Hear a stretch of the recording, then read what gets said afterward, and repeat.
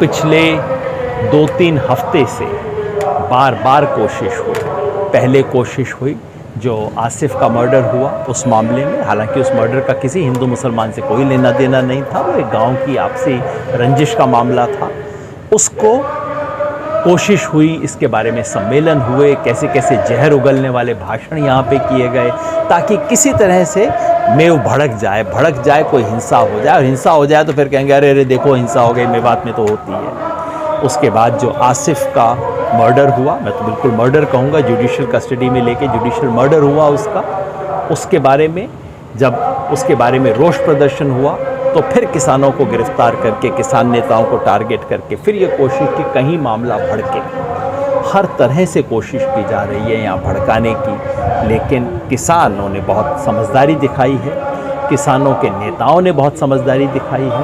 मैं सबको सलाम करता हूँ और ये उम्मीद करता हूँ कि आगे भी हम होश से काम लेंगे और इलाके में किसी किस्म के सांप्रदायिक राजनीति को फैलाने को कामयाब नहीं होने देंगे। मेवात हिंदुस्तान के उन, मैं समझता हूँ, बहुत चंद इलाकों में है जिसने जब जब भारत माँ पे हमला हुआ ये इलाका खड़ा हुआ, इसने कुर्बानी दी। चाहे वो हसन खां मेवाती हों जिन्होंने बाबर के खिलाफ, बाबर के हमले के खिलाफ राणा सांगा के साथ हाथ मिला के संघर्ष किया, कुर्बानी दी, अपना राजपाट गंवाया, लेकिन अपनी धरती माँ को, अपनी मातृभूमि को नहीं छोड़ा। उसके बाद 1857 में अंग्रेज़ों के खिलाफ स्वाधीनता संग्राम में ये इलाका खड़ा हुआ, उसकी सज़ा मिली, सज़ा कबूल की, लेकिन गुलामी कबूल नहीं की। 1947 में जब हिंदू मुसलमान के आधार पर देश का बंटवारा हो रहा था,